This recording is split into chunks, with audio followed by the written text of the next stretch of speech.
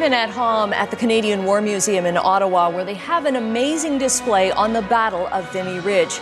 But it's nothing like the Peace of Canada in France, marking the spot where it happened 95 years ago. The anniversary is coming up on Monday, and we'll take you there with thousands of young Canadians, many the same age as the young men who fought in the battle that changed our country.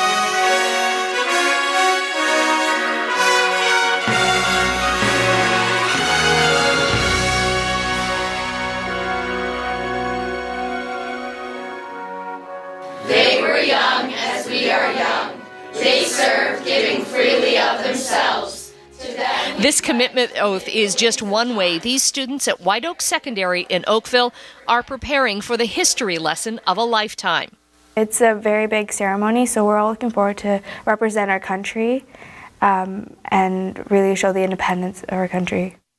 Nish Patel and her friend Julia Davis were among the first at White Oaks to sign up for what's being described as the world's largest field trip.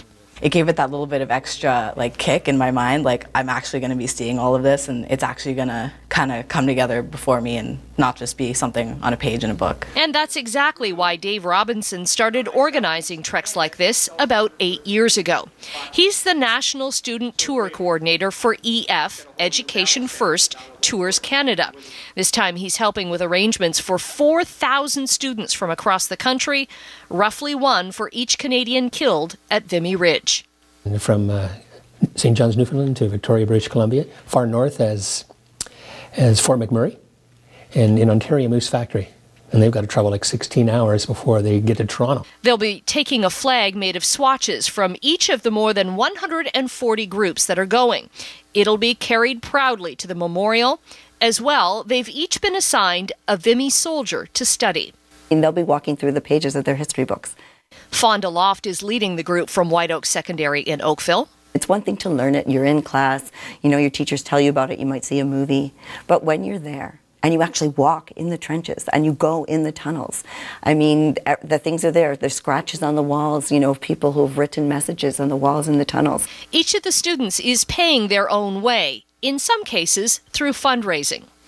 Seniors fall in.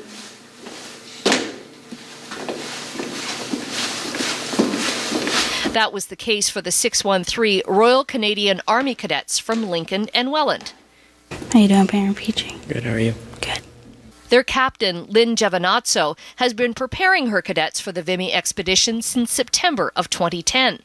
We all worked together to fundraise so that every cadet that wanted to go was able to go. She's taking 34 of them.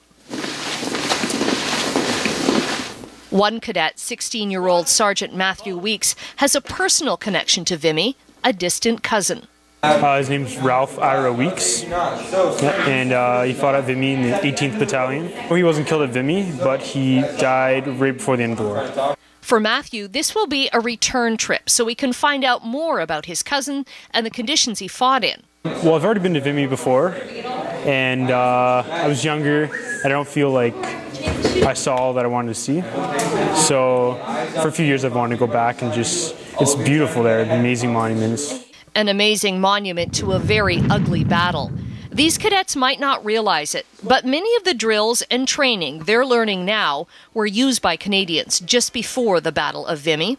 16-year-old Sergeant Alexandra Barden is using the training as she plans a career in the Army. And it's just most of the people, we don't know each other here, so it's just other people working with other people to help get a goal and actually achieve it. It's actually exciting. March.